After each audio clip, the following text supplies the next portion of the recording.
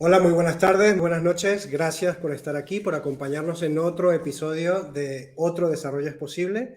Hoy con el episodio especial de Grow Up Talento, donde vamos a estar, como siempre, con la co-realizadora de este programa, Maite Tortosa, pero hoy también con una invitada muy especial, Rosa Moreno. Rosa Moreno es directora de Recursos Humanos y Comunicación Corporativa de Grunenthal, España y Portugal.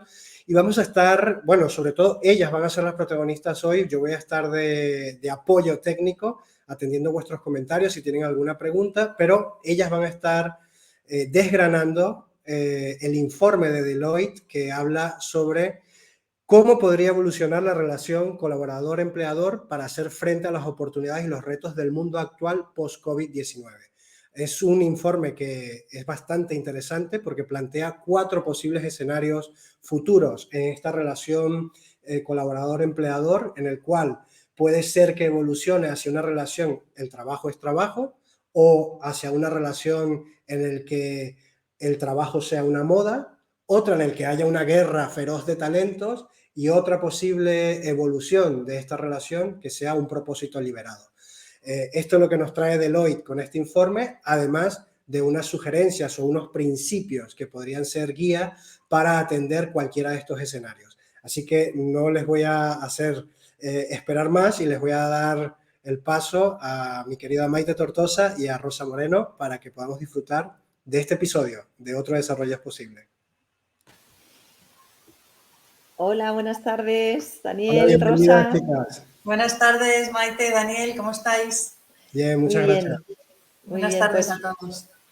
Pues yo muy feliz de estar aquí con vosotros dos, especialmente, bueno, a Daniel y yo como colaboramos juntos y nos vemos mucho, afortunadamente.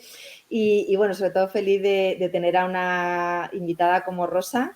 Agradezco muchísimo el que hayas aceptado nuestra invitación, porque estoy segura de que esta hora va a servir para compartir mucho conocimiento, mucha experiencia, mucha visión y sobre todo enriquecer bueno, pues el planteamiento que nos ofrece el informe de Deloitte, ¿no? En cuanto a la relación entre trabajador y empresa y empresario y cómo ha cambiado eso en cuanto, y puede cambiar todavía más en cuanto a lo que nos ha ocurrido, ¿no? Recientemente con el COVID-19. Así que muchísimas gracias, Rosa, por estar con nosotros.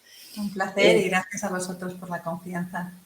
Ya ves, vamos, sobradamente. Bueno, yo querría empezar, Rosa, antes de entrar en materia del informe, por hacer tu presentación, más allá de lo que ha comentado Daniel, y porque, bueno, pues obviamente todos tienen disponible tu super perfil en LinkedIn, pero a mí me gustaría hablar con la Rosa Moreno, un poco para darla a conocer y que se da a conocer desde el punto de vista de tu trayectoria que viene del área de comunicación, ¿verdad? Como profesional de comunicación, te inicias en el área de comunicación y luego en personas, ¿no? Y ahora mismo, desde hace ya un tiempo, tienes el doble gorro. ¿Qué conecta la comunicación y las personas? Rosa, ahora que estamos en un espacio como este, y yo creo que viene muy al caso, ¿no? El que nos des tu visión de cómo conecta la comunicación con las personas en tu empresa y en tu actividad. Yo creo que la comunicación, fíjate, es la competencia y la habilidad social más importante, lo que nos diferencia del resto de los seres vivos que nos podemos comunicar.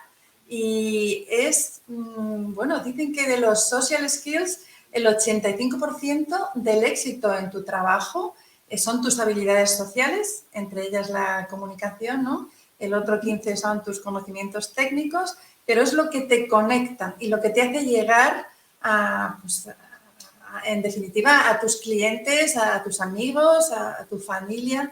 Es muy importante, básico, conecta con todos los departamentos de una empresa y tus stakeholders.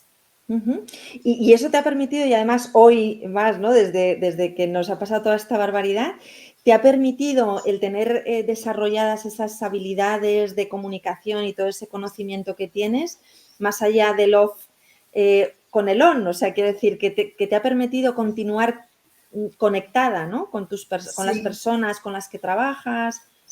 Mira, En mi carrera profesional, que ya llevo muchos años trabajando, bueno, pues empecé en Price, trabajando en consultoría, aprendiendo lo que es la estructura, la forma de pensar del trabajo, pero desde entonces he estado en marketing, he estado en ventas, he estado en comunicación y ahora en recursos humanos, y siempre el hilo conductor es de la forma que tú te puedes comunicar con los demás, de cómo te vendes, de cómo te compras, de cómo puedes también transmitir lo que quieres transmitir de tu empresa, ¿no? Al final eres una embajadora de la empresa a la que representas.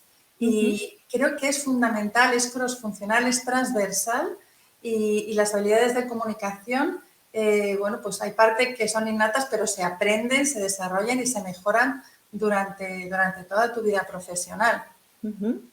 Qué bueno, bueno, y también tener ese cross, ¿no? Que has pasado por distintas áreas de empresariales, ¿no? Y conocer el negocio, conocer, ¿no? Entiendo que todo eso es lo que conecta, ¿no? La comunicación conecta todo eso, ¿no? Conecta todo eso. Y Rosa, ¿por qué crees que eres la primera persona a la que hemos invitado a este espacio? Pues no lo sé, Maite, y además es que es muy, muy difícil por las grandes expectativas que puedas tener de mí, pero puede ser que nos queremos mucho, Maite, porque hemos colaborado también y porque me parece que nos une un tema de coaching muy importante de que hemos trabajado y nos has ayudado mucho también en temas de desarrollo personal y de crecimiento, pues con muchas personas de la empresa hemos hecho entender cómo el coaching aporta y ayuda en el desarrollo personal cuando realmente una persona quiere crecer, ¿no? ¿Puede ser eso? Bueno, yo la verdad es que te agradezco mucho tus palabras, ¿no? En nombre de toda bueno, pues la comunidad que formamos nuestra empresa, ¿no? Y te lo agradezco. Pero bueno, más allá de eso, tanto Daniel como yo, cuando pensamos en a qué persona invitamos, para nosotros la primera invitación y sobre todo que nos aceptaran, ¿no? También era muy especial en el sentido de, oye, nosotros tenemos unos valores muy importantes detrás de Otro Desarrollo es Posible, que es realmente que formen parte de este espacio las personas que creen en el desarrollo, ¿no? Y entonces, de verdad que te confieso que la primera persona en la que pensé fuiste tú, porque es verdad que en nuestro caso, y yo alguna vez te lo he comentado y no es peloteo ni nada, sino que es verdad que cuando nosotros hacíamos llegar nuestro mensaje, cuando no éramos prepandémicos y trabajábamos online, de las primeras personas que creyeron en el desarrollo, independientemente del canal, fuiste tú una de ellas, ¿no? Y creo que tenemos una gran oportunidad de apostar por el desarrollo personalizado de verdad, ¿no? O sea, igual que yo me alegro mucho porque ahora con toda esa formación en coaching y demás, y cada vez se extiende más en las empresas, de apostar por el desarrollo personalizado, ¿no? Y creo que por eso yo creo que enseguida me viniste tú a la cabeza por eso, ¿no? Porque creo que tanto tu empresa apuesta por el desarrollo, por el cuidado de las personas, por bueno, pues mimar desde el buen punto de vista de no el paternalismo, sino el invertir en recursos para que las personas tengan su camino y trabajen y evolucionen y tengan su plan de carrera y pasen por distintas áreas y es la apuesta, ¿no? El desarrollo. Entonces, por eso creo que tanto Daniel como yo tuvimos una reunión y lo decimos rápido, ¿no? Porque veíamos clara la apuesta por el desarrollo, ¿no? Que es un poco lo que pretende este espacio de Otro Desarrollo es Posible y el Grow Up, ¿no? El hacer que la gente siga creciendo, porque como tú bien sabes, tenemos esa plasticidad cerebral hace que tengamos capacidad para aprender durante toda nuestra vida. Entonces, cualquier trabajador, tenga la edad que tenga el puesto que tenga la localización que tenga, es capaz de seguir creciendo, ¿no? Entonces, yo creo que por eso pensamos en ti, la primera víctima que íbamos a tener en este espacio. De víctima nada, me siento muy honrada y me gusta mucho cómo has llegado a esta conclusión de traerme, porque es verdad. En mi trayectoria de recursos humanos en Grunenthal Pharma nos ha dado 2 premios a los recursos humanos por el desarrollo, por la apuesta al desarrollo y también por la humanización del trato con las personas. Y además, si hay algo que es de tendencia en el 2022, y comentaba antes este estudio de Harvard, que decía que el 85% del éxito son tus social skills, pero el otro 15% son tus habilidades técnicas, también decía que esas habilidades técnicas hoy en día duran 2 años. A los 2 años lo que has aprendido no te vale para nada. Eso es. Ese ritmo irá cada vez más rápido y en vez de 2 años te servirá para 1 o para 6 meses. Entonces, el aprendizaje es clave para el desarrollo de la persona y para estar al día, porque ahora la tecnología nos está retando cada día, tenemos que estar un paso por delante de todo lo que va a venir y estar preparados para aportar todo lo que la digitalización y la inteligencia artificial no podrá aportar, que es la parte humana, la parte que las personas aportamos. Yo hablaba con un consultor otro día que decía, soy lo que aprendo, efectivamente, porque somos lo que aprendemos y seguimos aprendiendo. Y 2, de momento la inteligencia artificial no es capaz de imaginar. Y las personas somos capaces de tener inquietudes, de imaginar. Entonces, todo esto es lo no replicable y todo eso es el aprendizaje, ¿no? La inquietud por aprender, por desarrollarte, y eso es maravilloso, ¿no? Entonces, y dentro de este espacio, como tú bien sabes, pues lo que hacemos es desgranar esos informes que muchas veces son más arduos o no tenemos tiempo para leerlos, porque son 50 hojas. En la última reunión habíamos revisado uno de 260 hojas, ¿no? O sea, no es, pero intentamos desgranar para aportar y para que todos imaginemos cómo queremos seguir aprendiendo, ¿no? Que es la clave. Bueno, pues hecha esta intro, si te parece, Rosa, vamos a entrar ya a lo que es el informe, ¿no? El informe que hemos compartido, ¿no? Y a ver, lo tengo por aquí. Vale, perfecto. Yo creo que ahí Daniel me ha echado un capote. Gracias, Daniel. Bueno, pues fíjate, este informe, ¿verdad? Lo elegimos Daniel y yo porque pensamos, veníamos un poco con el hastío, ¿no? De hablar del teletrabajo sí, teletrabajo no. Ya en las otras reuniones hablamos de, vamos a dejarnos de esto y vamos a realmente pensar en cuál es la visión de las nuevas relaciones laborales. Así suena poco yo me permitiría decir, bueno, suena poco sexy, ¿no? Es decir, relaciones laborales, bueno, Deloitte, que es una buena consultora, lo llama disrupción en el empleo, ¿no? ¿Por qué? Porque es la nueva forma de entender la relación entre las empresas y los trabajadores. Y además esto acelerado por el COVID, que la propia consultora hizo muy bien porque no solo hizo un estudio, hizo grupos de discusión, hizo encuestas, hizo tanto a trabajadores como a niveles directivos y llegó a una serie de conclusiones, ¿no? De que, por un lado, había cierto desencuentro entre lo que opinaban los trabajadores y lo que opinaban los directivos. Sí. ¿Verdad? Y entonces, y por otro lado, lo que hizo es, bueno, con toda esta información, lo que sí hemos identificado son 2 ejes, ¿no? Entonces, vemos en el informe, bueno, aquí estás, vamos, como eres tú, ¿no? Guapísima, perdón porque no he empezado por aquí, debía haber empezado por aquí, pero bueno, esto consta, directora de Recursos Humanos y Comunicación Corporativa. Y entonces, bueno, retomando el informe, que es un informe de unas 50 hojas, bueno, pues parte de esa nueva relación que necesariamente ya está encima de la mesa, porque no paramos de oír desde, oye, la cantidad de personas en Estados Unidos que están presentando su baja y su dimisión para buscar el trabajo que quieren tener, y por otro lado, la cantidad de empresarios que necesitan talento para que se adapten, como tú bien decías, Rosa, a esa digitalización que exige nuestro hoy, ¿no? Y aquí lo primero que identificamos es algo que dijo el CEO de Shopify, que es que él entiende una empresa no como una familia. Fijaos que muchas veces no hablamos yo de hecho hoy lo hablaba, ¿no? Para mí, los que somos en YouCoach somos una familia por el tipo de trato que tenemos, pero en Shopify, que es una startup que ha crecido de una manera increíble y que trabaja como servicio para e-commerce, bueno, pues lo que dice este CEO de Shopify, como cualquier otra empresa con fines de lucro, no es una familia. La idea misma es absurda. En una familia se nace, nunca la eliges y no pueden desfamiliarizarte. Es curioso, ¿no? El planteamiento que hace él, ¿no? Y dice, uno de los peligros del pensar como si fuéramos una familia es que resulta increíblemente difícil dejar ir a los que no rinden. Shopify es un equipo, no una familia. O sea, es decir, este CEO, después de una etapa de estar muy pendientes de la parte de felicidad y tal, dice, no, es que esto es una empresa, esto no es una familia, y aquí tanto el trabajador como el empresario tienen libertad para decidir si están vinculados o no están vinculados, ¿no? Por Cierto. ejemplo, ¿no? Y ya no solo a los que no rinden, yo aún diría más, a los que no empastan culturalmente.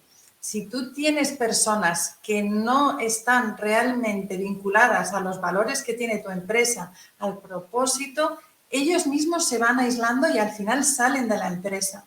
Es un efecto ahí agua-aceite, ¿no? Que no termina. Entonces ya no es solamente que no rindas, por supuesto, fuera. Tú no puedes despedir a tu hijo, aunque sea muy malo en los estudios, Sí. tienes que ayudarle a mejorar. Y Ujú. en la empresa, bueno, pues llega un momento en que si alguien no rinde, pero también si alguien no empasta con tus valores y si no es capaz de apoyar el propósito y de sentirse unido a ese propósito, también Absolutamente, ¿no? Que no conecta con la misión al final de tu compañía, Sí, ¿no? sí, sí, Ujú. O exacto. tú mismo, ¿no? A mí en alguna ocasión me ha ocurrido esto, ¿no? Que llega un momento que a lo mejor has desconectado de esa misión, ¿no? Y entonces cambias y buscas otro empleo porque realmente, bueno, pues la misión que fue quizá ha derivado, ¿no? Que también puede suceder, ¿no? Es Sí, imprescindible. esto es importante. Luego también hay un dato que observamos, esto es lo que el desencuentro, ¿no? Que comentábamos antes, que por un lado, al hacer todo el estudio de campo, se dan cuenta de que el 63% de los trabajadores encuestados en el informe consideraban que la relación con el empleador se mantendría igual o se fortalecería. Y sin embargo, el 86% de los ejecutivos daban por hecho que los trabajadores iban a ganar más independencia e influencia en su relación de cara al futuro. O sea, quiero decir, no hay una parte de desencuentro ahí, ¿no? Por un lado, el ejecutivo piensa que hay mayor independencia y va a tender a más, y por otro, el 63% de los trabajadores piensan que igual o se fortalecerá, con lo cual hay otro 37% que no está en esa línea, ¿no? De sintonía, por así decirlo, ¿no?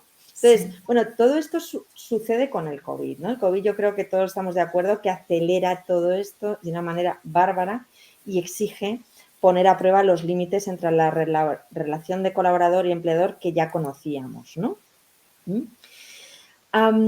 Y aquí hay otro aspecto que marca antes de entrar al planteamiento, porque Deloitte lo que hace es un planteamiento de posibles futuros, ¿no? Pero antes, en ese contexto, lo que también evidencia es que los trabajadores muestran una resiliencia y una capacidad de adaptación al enfrentarse a los retos de la pandemia muy importante, ¿no? Y logran innovar. O sea, hoy nos suena como muy lejano, pero Rosa, supongo que tú recuerdas, es que yo recuerdo la llamada que tuvimos antes de que nos encerraran, que fue la semana anterior, ¿verdad? Yo Sí, te llamé por teléfono en el coche y tú ya sí, tenías claro. No sé sí. si puedes La contar un semana, poquito. la semana de antes ya teníamos claro que nos íbamos a casa. En realidad, fíjate, yo te puedo decir que fuimos la primera farmacéutica de España que teníamos el plan pues De digamos, contingencia, dejar ¿no? la oficina, ¿no? Y me acuerdo que estaba en una reunión con toda la industria farmacéutica, en farmaindustria, y ahí pues hablamos todos de qué planes, qué planteamientos tenéis, y fuimos la única que a partir de enero habíamos cancelado todos los viajes. Ya dijimos, nuestra gente no va a Cierto. viajar en enero, el último viaje fue 27 de enero, a partir de enero nadie viajaba, y semanas antes de que hubiera el encierro, ¿no? el confinamiento, pues nosotros ya nos habíamos preparado, tuvimos una semana de preparación, porque claro, todo requiere una logística, desde pagar una nómina hasta contestar las llamadas de la recepción, todo requiere una logística, pero como industria farmacéutica la verdad es que siempre estamos un poco más avanzados en Por temas delante. digitales, ¿no? Y ya el teletrabajo era habitual entre nuestros empleados, con lo cual había una parte logística de llevarte el ordenador a casa que ya todos lo teníamos preparado, pero luego una logística en cuanto, bueno, nosotros pues manejamos muchos temas muy burocráticos, ¿no? Con los ministerios de Sanidad, claro. Pues el tema de las recetas. Sí, porque al final sois un sector regulado, con lo cual todo el compliance. Y luego pues todo el tema de los pagos, de las nóminas, de las llamadas, de los clientes. Bueno, pues fuimos capaces de anticiparnos y esta palabra de la anticipación, qué importante es para todo, ¿no? El tener un plan, tener esa habilidad, la rapidez en tomar decisiones, ¿no? A veces buenas, a veces malas, pero tomar la decisión, porque si ha sido mala, tienes tiempo de cambiar. Y si es buena, pues vas delante de todos, ¿no? Claro, yo creo que ahí hay algo previo, si me permite, Rosa, que yo puedo observar en lo que conozco a tu compañía y por este tipo de empresas, que tú tienes el plan y teníais el plan y tú, como bien dices, desde enero ya no viajabais y ya teníais vosotros ya llevabais años combinando el trabajo en remoto con el trabajo presencial en la oficina, ¿no? Como bien dices. Pero yo creo que hay una cuestión más importante que es cultural. O sea, si tú tienes una cultura de confianza como para trabajar así, si tienes que implementar un plan de contingencia como hicisteis vosotros, para, oye, pues claro, el plan ya lo tenías, pero porque tú ya tienes culturalmente esa forma de entender la relación de trabajo, ¿no? Con las personas, ¿no? Sí. Ciertamente, la verdad es que una de las primeras iniciativas que tuvimos o que tuve cuando llegué a Recursos Humanos fue el tema del trabajo, no por tiempo, sino por objetivos. El trabajo no es el tiempo que le dedico o el lugar donde trabajo, sino es mi actividad, es lo que yo voy a desarrollar, son mis objetivos que tengo que hacer en un momento y en un espacio de tiempo. Claro, pero no es como estaba concebido antes, un trabajo para toda la vida, ficho las horas, tengo esto. No, está concebido como tengo una responsabilidad, unos objetivos y la confianza es la base del trabajo en equipo, ¿no? Es una de las tres importantes del trabajo en equipo, ¿no? Claro, La confianza. y todavía me preguntas por qué eres nuestra primera invitada, ¿ves? Claro, entonces esto me gusta mucho lo que estás comentando porque precisamente es la diapositiva que estamos compartiendo. Es decir, cuando en esa compañía, fijaos, aquí lo que estamos hablando es que los trabajadores mostraron una notable resiliencia y capacidad de adaptación, porque en otras compañías donde no había un plan y donde la cultura no era de esa confianza, de esa forma de trabajar y entender el trabajo, aún así los trabajadores se adaptaron como pudieron. Yo recuerdo alguna compañía que empezó a comprar portátiles. O sea, vosotros tú te estás diciendo, Rosa, es que nosotros ya teníamos esa manera de trabajar. Luego tú ya tienes una parte porque culturalmente tú ya has creado esa cultura y tienes la logística asociada, los recursos, etcétera. Pero había compañías que no eran así y aún así los trabajadores, bueno, pues respondieron en la mayor parte de los casos como, bueno, pues resistiendo, ¿no? Y adaptándose, innovando. Y, sin embargo, dice, pero también surgieron muchas preguntas sobre si las organizaciones estaban haciendo lo suficiente para apoyar y proteger a los trabajadores. Que esta es la parte que en vuestro caso la teníais avanzada porque es la parte cultural y en otros casos es donde creo que más factura ha pasado, ¿no? Sí, sí, efectivamente. Nosotros, la verdad, qué importante es la anticipación, ¿no? El estar por delante de lo que piensas que va a venir, ¿no? Yo recuerdo que en 2017 contratamos a nuestro gurú digital, Antonio Ibarra, que bueno, un crack. Es un crack. Desde ese momento, en 2017, empezamos la digitalización. Empezamos a formar a toda la compañía, a toda, no a los puestos de marketing, no, toda la compañía, y rematamos este proceso de actualización porque desde el 2017 a hoy ha cambiado mucho también. O sea, esto es un proceso de actualización. Afortunadamente, habíamos empezado ya este proceso, aprovechamos este tiempo del confinamiento para hacer todavía una mayor formación en todos los equipos y en lugar de hacer ERTEs con las personas que estaban en casa porque no podían salir a los hospitales ni a visitar médicos, pues lo que hicimos es aprovechar ese tiempo. Hicimos más de 40.000 horas de formación en cómo darle un servicio al cliente en estos momentos donde realmente no se podía salir de casa. Y tú decías una cosa muy importante al principio, es el año de la personalización. Todo lo queremos personalizado. A este doctor de aquí se le va a contactar a esta hora y se le va a dar esta información que es la que él suele pedir. A este empleado de aquí se va a formar de tal hora a tal otra porque a otras horas los niños tienen que comer o tienen la hora de las clases digitales, tienen que estar pendientes. Todo ahora gira en torno a la persona y a personalizar a tu cliente interno, a tu cliente externo. Y esto nos ayuda mucho, pues, este trabajo que le llaman el modelo de trabajo líquido, ¿no? Porque es flexible y porque te permite personalizar. Y esto yo creo que es el valor que le da al cliente y al empleado, ¿no? Claro, absolutamente, porque además es que la personalización es humanización. O sea, es verdad que muchas veces, fíjate, como decías, Antonio Ibarra, claro, es omnichannel. O sea, vosotros ya no es que trabajáis un canal, es todos los canales, ¿no? Los canales de relación, que no solo son estos, sino cualquier, el que más se adapte al cliente, ¿no? Interno y externo, que lo acabas de decir. Me parece súper importante no olvidar eso, ¿no?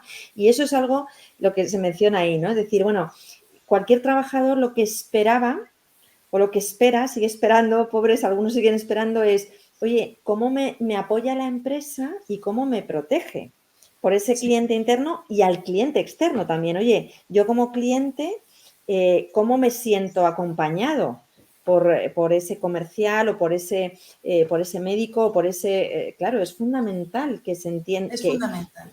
Manejar y que los estas canales... personas se sienten que les ayudas a actualizarse, el famoso reskilling y upskilling. Claro. Bueno, pues personas de todas las edades entendieron la importancia del conocimiento digital y aprendieron a utilizar todo esto. Y como decías al principio, Maite, la comunicación. Qué importante es la comunicación. Pero todo lo que había aprendido antes no vale de nada, porque la comunicación no es lo mismo encontrarte con un cliente en un restaurante y charlar que encontrarte con un cliente enfrente de una pantalla y tener que transmitir esa emoción a través de la frialdad de romper la barrera, ¿no? Del Teams o de... Sí. Claro, absolutamente. Enganchar. Entonces, también esa parte hubo que aprender, ¿no? Absolutamente. Bueno, pues fijaos, todo eso que es el contexto y Rosa, qué bueno porque es el contexto, ¿no? Es lo que vivimos. Pues después de ese contexto y de ese trabajo de campo, Deloitte lo que nos muestra en el informe es, bueno, realmente lo que coincide desde el punto de vista del mercado laboral y de las relaciones laborales entre trabajadores y empresa, es en torno a dos ejes, ¿no? Por un lado está la oferta de talento, es decir, la oferta de talento que hay en el mercado y que necesitan las empresas, y en el otro eje, claro, hay algo que nos impacta, muchas veces lo damos por hecho, pero claro, nos rodea todo el ámbito jurídico, ¿no? O sea, el marco jurídico es algo, igual que el socioeconómico, nos envuelve. Entonces, la parte más... el otro eje es el impacto del gobierno, que es al final la normativa y cómo de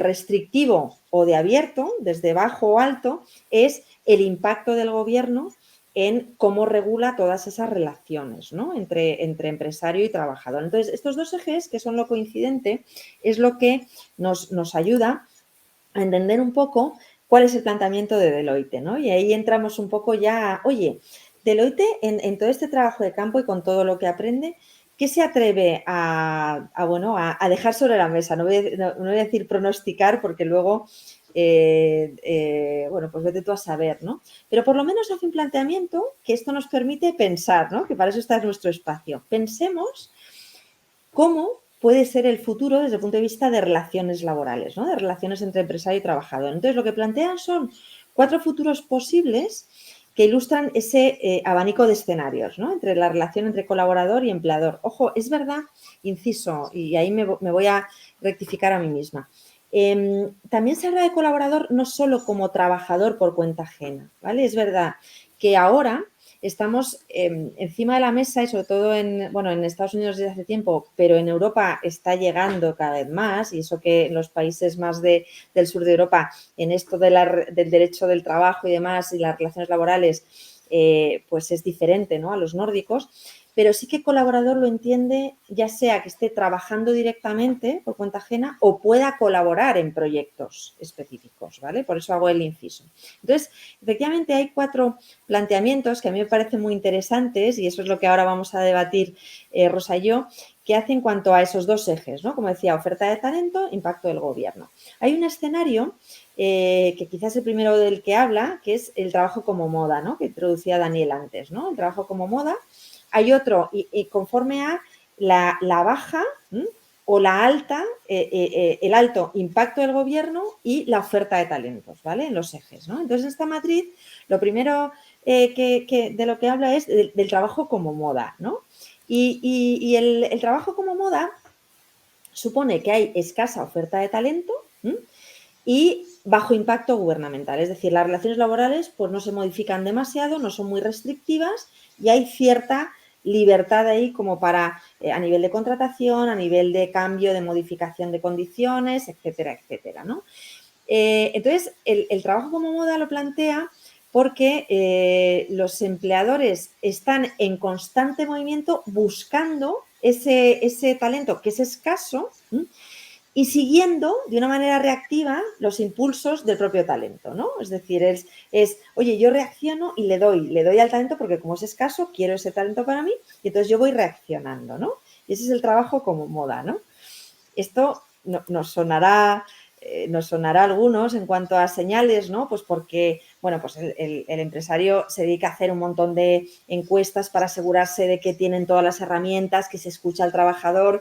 El otro día me decía un cliente, pues mira, Maite, hemos pasado de hacer encuestas de clima cada trimestre a hacer una al año y con suerte, porque la gente está cansada de que le preguntemos, ¿no? Sí.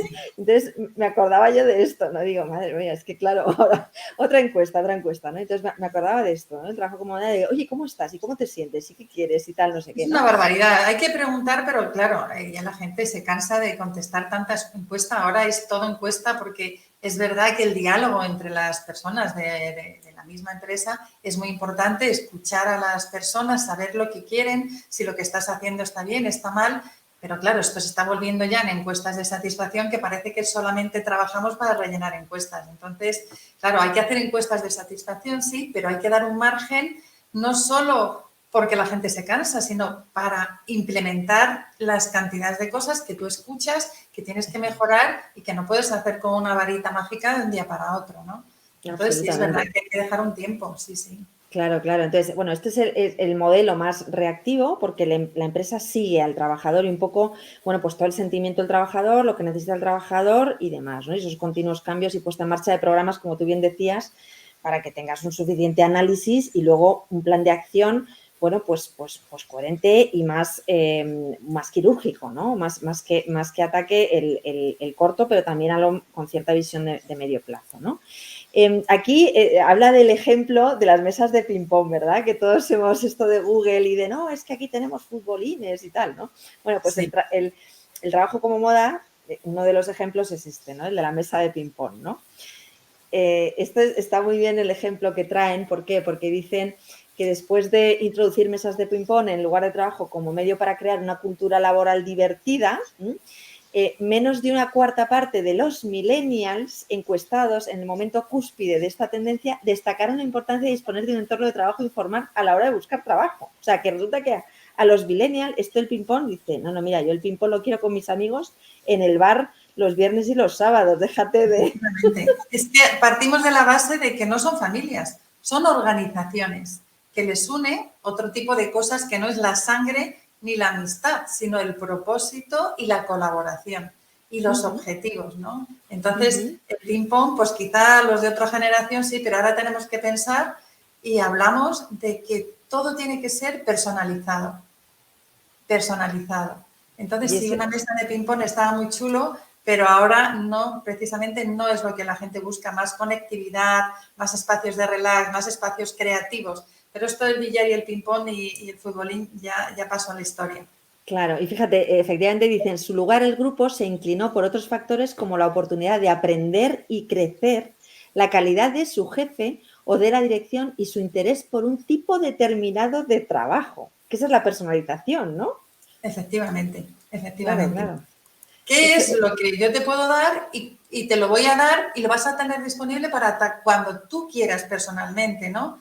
Pues ujú, servicios de coaching para afrontar el encierro. Me acuerdo que dimos este servicio y la gente ujú, para ujú, saber cómo organizarse, porque ujú, depende pues, de tu situación personal en casa, hay gente que sí, se agobiaba mucho, bueno, pues tenía sí, este servicio, pues ujú, aprecias mucho, mucho más eso que tener una oficina guay con puffs de colores claro, en fin, sí, sí, claro. ese sistema personalizado. Claro, y ahí lo que plantea son opciones para este tipo de futuro, ¿eh? Si fuera el futuro que tenemos, que yo creo que efectivamente esto ya ha pasado algo, es, bueno, por un lado, responder a las necesidades expresadas por los trabajadores, ¿eh?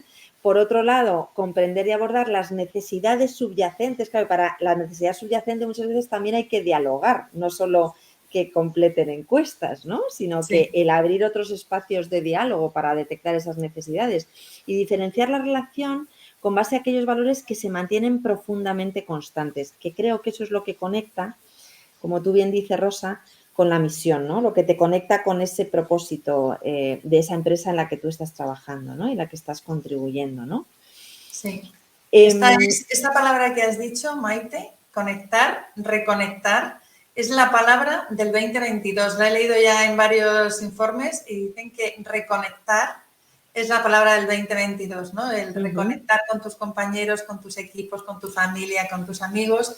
Esa reconexión va a ser lo que este año uh-huh, nos lleve uh-huh. más tiempo, ¿no? Nos motive más. Sí, sí, sí, la ilusión, ¿no? Porque es la ilusión, ¿no? Esto es Sí, como cuando éramos pequeños y íbamos, yo el otro día hablaba con un cliente y digo, ¿tú te acuerdas cuando te ibas en las vacaciones de verano que tú te veías de año en año y volvías a ver a tus compañeros con los que habías jugado en la playa o lo que fuera tal? Esa era la ilusión, ¿no? esa De es ver la a fulanito, ah, ilusión. mira, ha crecido. Bueno, ahora Sí, nos sí. pasa, crecemos a lo mejor a lo ancho, ¿no? Cuando somos adultos, Ya. pero es verdad, ¿no? Que es yo creo que es la Sí, ilusión, ¿no? sí. Lo que te da esa reconexión. Fíjate, en el informe también hay una cosa que me gusta, que es que cierra cada uno de estos escenarios con una frase. Lauren Hatton es una actriz que a mí me encanta personalmente, y ella lo que decía es, moda es lo que te ofrecen los diseñadores 4 veces al año. Esto es lo de las encuestas de cada trimestre, te pregunto.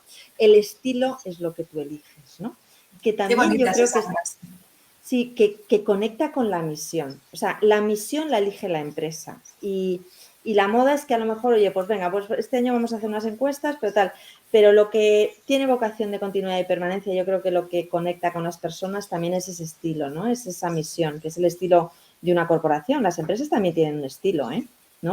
Por supuesto, ese estilo es la cultura de la empresa y además Ujú, muy marcado. Es un estilo ujú, muy marcado ujú. porque cuando entrevistamos a personas nuevas para incorporarse en la compañía, ellos lo dicen, ¿no? Dicen, es que tenéis una cultura, es que cuando viene la persona de Sí. Grunenthal ya Ya sabes, sabemos que es de ya Grunenthal, sabes, que ¿no? aunque no lo dijera, se nota. Sí, sí, sí. Y Mm, cuando venían a la oficina a entrevistarse, ahora ya pues sigue siendo todo sí, por ordenador, ¿no? Pero sí. decían, es que se respira buen ambiente, Ujú, culturalmente, ven fotos de gente, de actividades, pues siempre la oficina, cada 6 meses cambiamos todo ujú, el branding, ¿no? Para que la ujú. gente se vea con las actividades que hacen. Pues el estilo de la compañía es su cultura y si a ti te gusta esa cultura, compras. Al Claro, final, el cambio ha absolutamente. sido que la empresa se tiene que vender. Tú Mm, tienes tu escaparate, yo soy así. Y si te ujú, gusta esta moda y el estilo, entonces tú vienes. ujú. Y yo creo que esa es la conexión de la persona con el propósito y la cultura de la Claro, compañía. es lo que te diferencia, básicamente, Sí, ¿no? Es lo que te diferencia. A mí hay una cosa que me gusta hacer, hay veces que lo confieso, otras que no, pero lo voy a confesar ya y para que conste en acta. A mí lo que me gusta de las visitas a clientes presenciales es llegar un poquito antes y quedarme en la recepción, porque yo ahí observo el estilo de la empresa, Es verdad. aún sin hablar, ¿eh? Es muy Buena importante observadora. eso. Bueno, el segundo escenario que plantea es la guerra entre talentos, ¿no? Entonces, la guerra entre talentos, aquí lo que nos dice es, los trabajadores compiten por puestos de trabajo limitados, es decir, volvemos a la escasez, ¿no? Y debido a un exceso de oferta de talentos, es verdad que hay mucha oferta de talentos, la relación entre colaborador y empleador pasa a ser impersonal. Los empleadores ven a los trabajadores como intercambiables y fácilmente sustituibles, claro, porque hay mucha oferta, ¿no? Y los trabajadores están más preocupados por competir entre ellos por los puestos de trabajo que por la calidad de su relación con el empleador. Es decir, el foco está más en mi competidor que en el empleador, ¿no? Y por eso es una relación impersonal entre empresario y trabajador, ¿no? Entonces, fijaos, en la guerra de talentos, las señales que advierten son estas, ¿no? Entre otras, las organizaciones invierten poco en el desarrollo de sus talentos. Claro, porque yo lo que estoy es compitiendo con Daniel, en mi caso, ¿no? O sea, yo compito con mi compañero de negocio, por ponerme en valor, pero no tengo una relación personal y no demando ese desarrollo, ni el empleador se preocupa en que yo desarrolle mi talento dentro de la organización, ¿no? Aumenta cada vez más la cantidad de trabajo por encargos puntuales, es decir, prestación de servicio pura y dura, fraccionados, y las iniciativas de inteligencia artificial y automatización de las organizaciones se centran en utilizar la tecnología para sustituir. Claro, por eso la empresa no invierte en desarrollo, porque al final es mano de obra, dicho así, mano de obra, y foco en optimizar procesos, ¿no? Aumenta el uso de la deslocalización por parte de las organizaciones, es decir, claro, la mano de obra fuera incluso de nuestras fronteras, pues probablemente en algunos países es mucho menos costosa, y aumenta la proporción de personas que financian su educación con sus recursos propios personales, ¿no? Es decir, me voy a formar yo, voy a hacerme un Coursera, voy a hacerme Udemy para mi mochila, porque compito con pero mi empleador tampoco apuesta mucho más, ¿no? Este es el escenario de guerra de talento, ¿no? Desde ese punto de vista, las opciones, si este fuera el escenario futuro, que yo espero que no lo sea, es verdad que en sectores esto ocurre, ya ha ocurrido, y hay una tendencia muy clara, ¿no? En la mano de obra, pues más o menos, pues donde a lo mejor es menos cualificada o donde el espacio de oferta temporal es mucho más corto, yo creo que esto viene ocurriendo, ¿no? Entonces, las opciones para navegar ahí, bueno, pues hacer de la fuerza laboral un commodity para minimizar los costos y maximizar la producción, este es el planteamiento, invertir selectivamente donde realmente importa y crear buenos empleos porque es bueno para el negocio. Fijaos, en este caso, aquí te pone, bueno, el que más tenemos a mano es el de Mercadona, ¿no? Sí. Mercadona, bueno, pues al final prácticamente toda la plantilla, pues tanto a nivel de cajas, tal, es verdad que es un buen empleador desde el punto de vista general, no de personalización, sino general, de condiciones adecuadas a ese tipo de talento, pero al final todos compiten por continuar y por tener una estabilidad y por estar localizados en un supermercado X más próximo, etcétera, etcétera, ¿no? Es un planteamiento de mano de obra, del costo controlado de salarios y bueno, y al final que optimizas en costes o en eficiencia en tiempos, ¿no? Y en calidad, ¿no? Efectivamente. La verdad es que no hay ninguna empresa en el mundo que pueda aspirar a tener todas las capacidades que necesita siempre. O sea, hay cosas que tú tienes que traer de fuera, primero porque no te da tiempo a hacer el reskilling de todo el mundo y segundo porque tampoco interesa, no te da el ROI de tener a esas personas, ¿no? De hecho, estaba leyendo un informe que dice que en España ha aumentado un 40% en los últimos 10 años el número de freelance o el número de geek, que es lo que llaman ahora geek, que era ese freelance de toda la vida. Sí.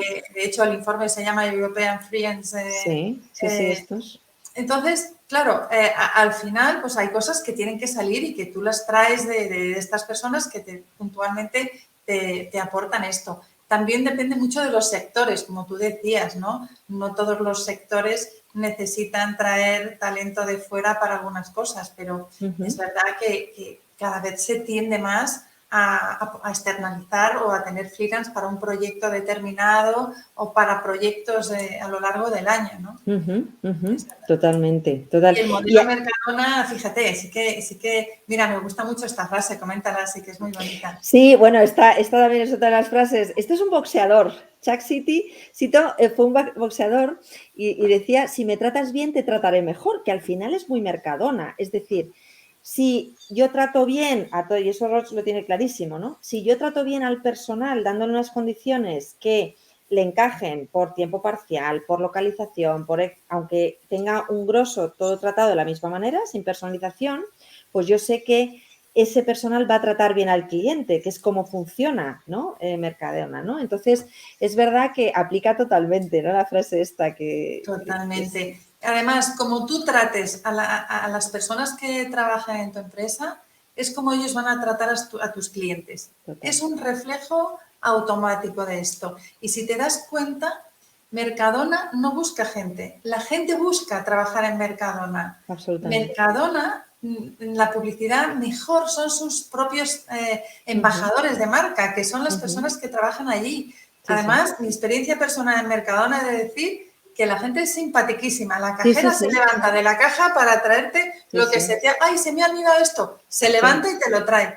No, es que esto es que ni soñando, ¿no? Sí, pues tal cual, ¿no?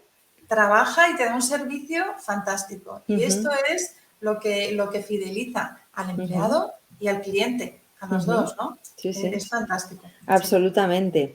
Bueno, tercer escenario, trabajo es trabajo. Trabajo es trabajo, los trabajadores y los empleadores consideran que la responsabilidad en la organización y la realización personal y social son ámbitos distintos. O sea, es decir, aquí no opera el, oye, yo como empresario me tengo que preocupar del trabajador, como veíamos en el trabajo es una moda, sino me tengo que preocupar, tengo que preguntarle. No, es una relación puramente profesional, cada uno depende del otro para satisfacer las necesidades relacionadas con el trabajo, pero ambos esperan que los trabajadores encuentren sentido y propósito puertas afuera. Entonces, este planteamiento del trabajo es trabajo, pues tiene determinadas señales. Pues están, por un lado, los trabajadores están aumentando el uso de beneficios que les permiten realizar actividades fuera del trabajo, como, oye, pues yo quiero una excedencia de este año o quiero una suspensión de empleo y sueldo de un mes porque me quiero ir a las Islas Fiji, porque quiero allí hacer algo o quiero hacer un curso o quiero hacer un máster específico.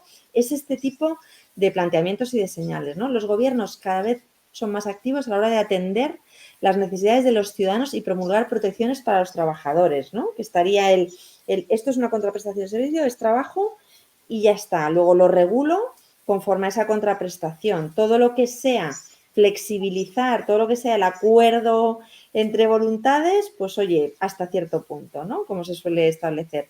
Está aumentando el número de miembros de organizaciones sin fines de lucro y otras organizaciones de impacto social, y la participación de los trabajadores disminuye en los programas no centrados en el trabajo patrocinado por los empleadores. ¿Vale? O sea, es una relación mucho más aséptica, diría yo, ¿no? Es profesional puramente, yo tengo mi nómina, cobro, presto mi servicio, pero bueno, pues no hay nexos de unión ni desde el punto de vista de personalización, desde el punto de vista de desarrollo, de preocupación del empresario como tal y su función social en cuanto a esa comunidad, etcétera, etcétera, ¿no?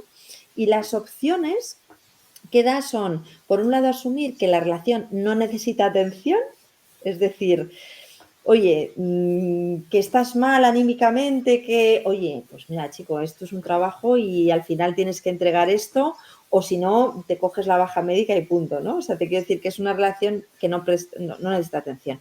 Cultiva la comodidad en el trabajo, es decir, que estés cómodo, pero que, bueno, pues tampoco genere yo el interés para que te sigas desarrollando desde ti mismo y evolucionando, y reestructurar el trabajo para que tenga sentido desde el punto de vista de eficiencia, ¿no? O sea, de que haya un progreso, ¿no? En lo que es este modelo de trabajo, ¿no?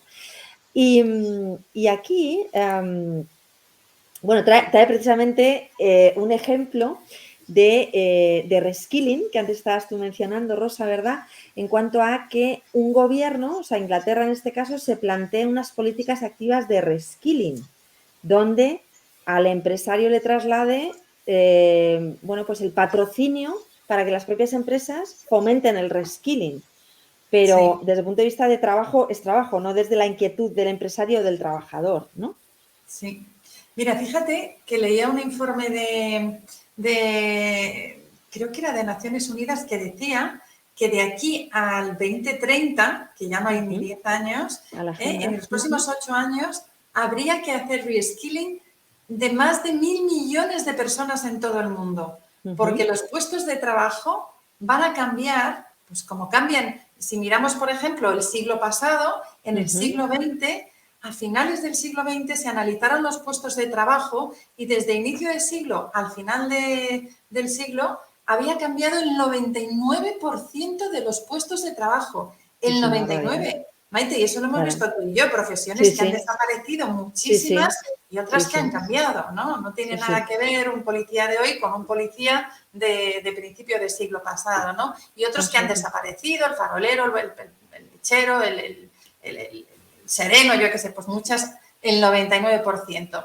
Ahora todo es mucho más rápido. Entonces, 1.000 millones de personas tendrán que volver a formarse porque lo que están haciendo hoy ya no les sirve. Y es lo que comentábamos antes. Cada 2 años lo que hemos aprendido ya no sirve.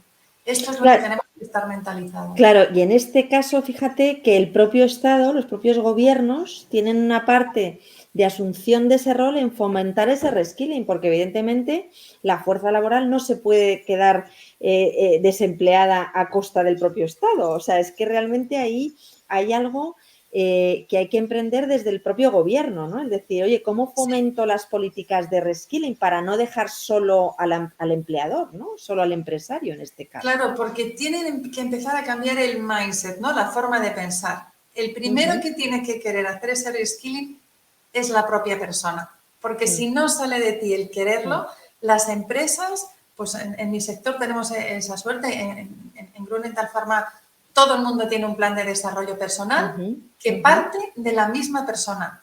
Yo necesito esto, luego lo hablas con tu line manager y acuerdas un plan de desarrollo. Pero si no parte de uno mismo, es tirar el tiempo. Ese cambio está desde luego en el mindset, lo que dices tú, el cambio empieza desde uno mismo, está clarísimo, ¿no? Entonces ahí, claro, con esa cantidad de trabajadores, pues fíjate, el otro día había un caso, cada vez es más habitual en perfiles más senior, que a lo mejor vienen de puestos que ya, bueno, pues tenían una componente mucho más administrativa, mucho más, y todo eso se automatiza a través de SaaS y este tipo de herramientas, pues que se están formando en programación no code, que es programación sin código.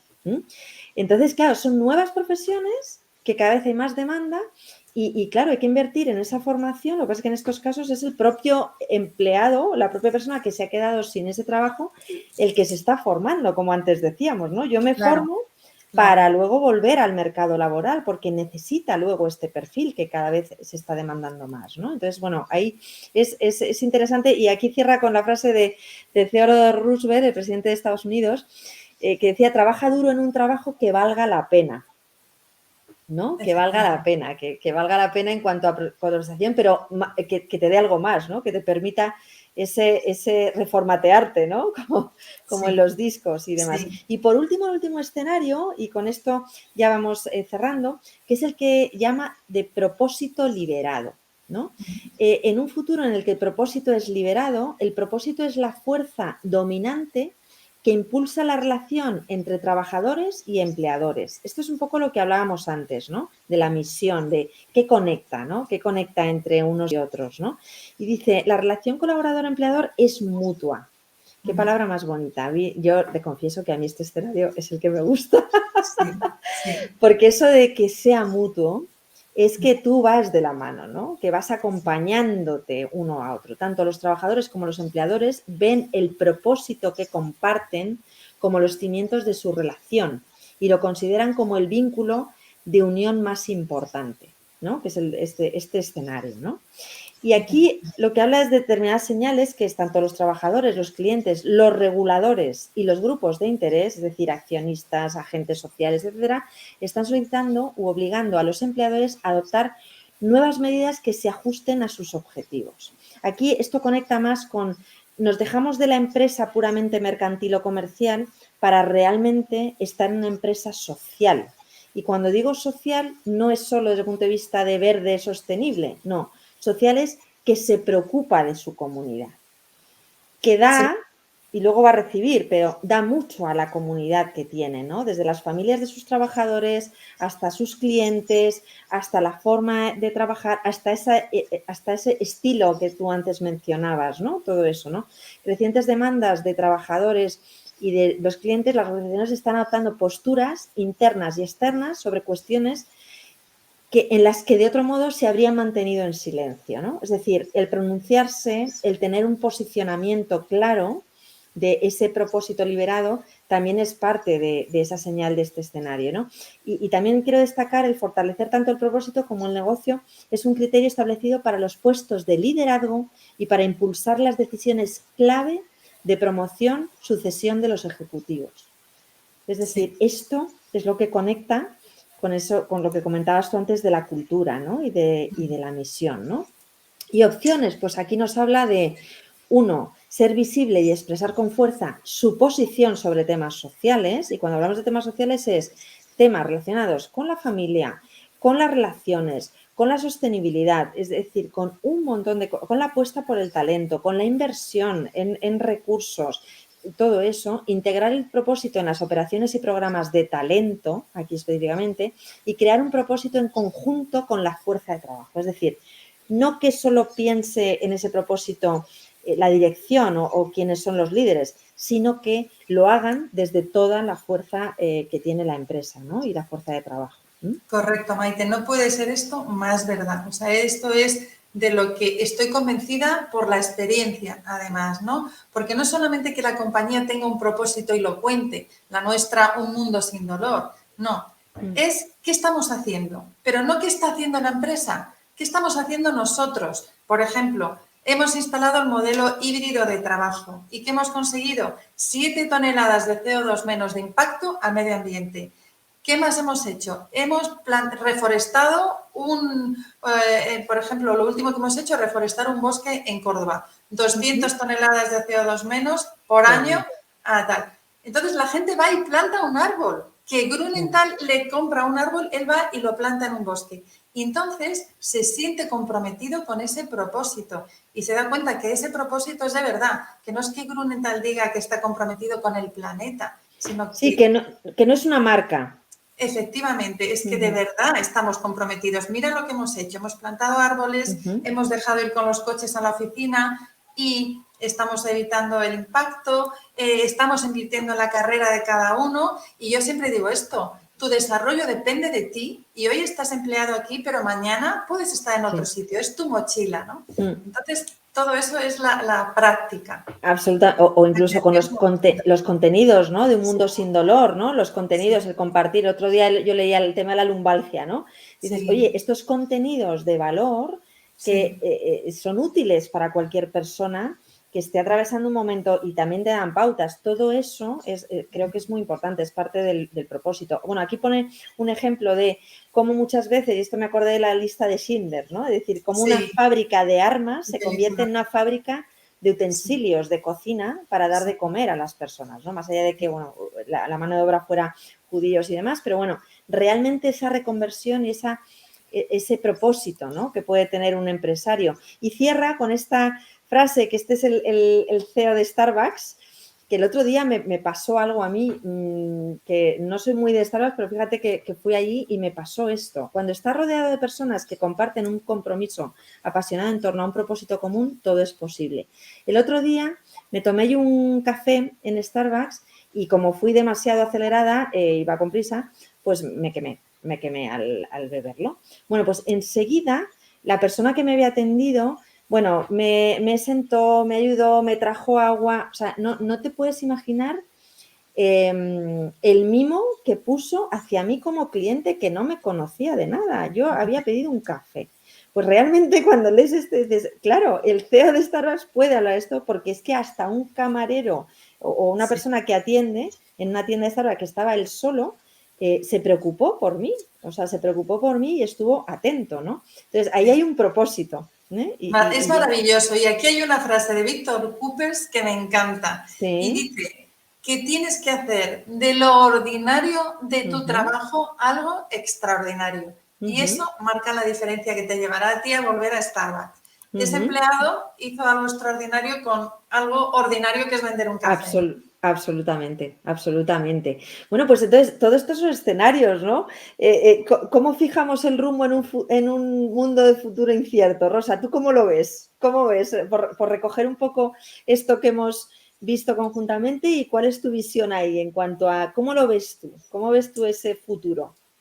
Pues mira, yo veo que incierto siempre ha sido el futuro. Lo que pasa es que lo pasado, pasado está. Ahora estamos, dicen, en lo que se llama la cuarta revolución industrial, ¿no? Donde lo que está cambiando es la forma en la que trabajamos y donde tenemos que humanizar todo porque será lo único que la inteligencia artificial no nos pueda quitar esa faceta, ¿no? No se podrán humanizar ellos. Entonces, para mí, yo creo que hemos hablado aquí de cosas muy importantes, ¿no? Tener perspectiva, adelantarnos al cambio y estar preparados siempre, con la mente preparada, siempre estudiando, actualizando y con esa voluntad de querer hacer las cosas siempre un poco mejor, ese interés, la creatividad, la iniciativa, el hacer las cosas distintas, aunque las hagamos mal, pero aprender de la experiencia es poner en práctica todo lo que aprendemos. No solamente aprender,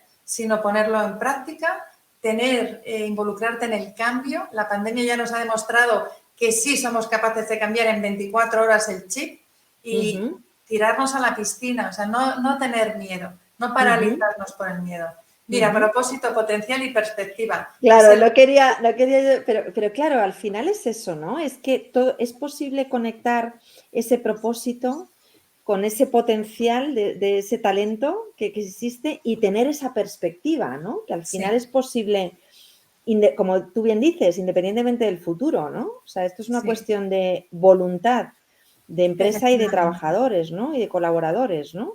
Efectivamente, o sea, el propósito es fundamental, que es lo que te liga a elegir tu trabajo. No cualquier trabajo te vale, sino ¿por qué estoy trabajando aquí? ¿Vale la pena, merece la pena mi trabajo? ¿Qué aporto? Ese es mi propósito y me conecto a Mercadona o a Grunenthal o me conecto a la empresa que realmente culturalmente me empasto muy bien. Luego, potencial al máximo, desarrollarte, porque todos tenemos potencial y es encontrar lo mejor de ti y desarrollarlo sin parar y la perspectiva no perderla nunca, es decir, estar siempre por delante y tener esa visión conjunta de querer cambiar, de la proactividad, ¿no? De no quedarte atrás y de ver el panorama de futuro que siempre es mejor, siempre.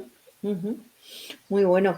Pues yo creo que cerramos aquí, ¿no? Me ha encantado. Yo creo que tenemos claro, ¿no? Que vamos a seguir apostando por el talento, el de cada uno y contribuyendo y esperando que las empresas sigan apostando por el talento porque al final es lo diferencial. Antes lo decíamos, inteligencia artificial, cada vez hay más, machine learning, todo esto, pero sigue habiendo aspectos que cualifican totalmente a las personas como para seguir invirtiendo en ese desarrollo personalizado que permita que las mochilas cada vez tengan más cosas que poder llevar a la acción, ¿no? Y poder contribuir, pero también retroalimentarse, ¿no? Para seguir creciendo. Y no dejar de poner el corazón humano en todo lo que hacemos.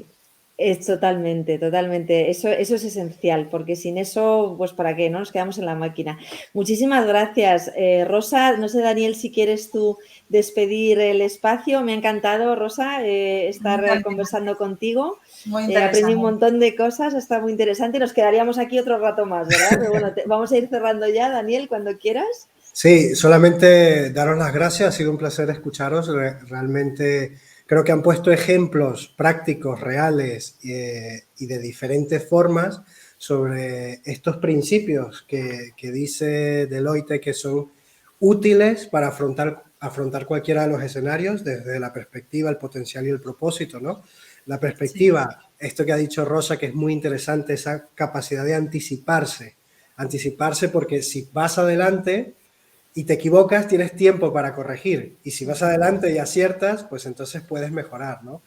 En cuanto al potencial, también resaltar esto que dijo Rosa, que me pareció bastante interesante, que se habla es una relación entre colaborador y empleador. Y hay una responsabilidad mutua, no es solamente de un lado. Entonces es importante por parte del colaborador con respecto al potencial, el cambio de mindset que salga de él mismo, esa necesidad de desarrollar ese potencial y que el empleador le personalice, según esa necesidad, recursos para desarrollar ese potencial. Y por último, el propósito, pues lo habéis abordado con el ejemplo y con la práctica de lo que estáis haciendo y de los valores que defiende la empresa donde colabora Rosa y Maite con esta oferta de otro desarrollo es posible. Así que ha sido un placer y creo que será útil para los espectadores que nos vean ahora o en diferido. Pues muchísimas Seguro. gracias. Un placer. Muchísimas gracias, Rosa y Daniel. Gracias a Y nada, vosotros. cuidaos mucho y seguimos. Muy bien. Hasta pronto. Gracias. Hasta Hasta luego. pronto. Gracias.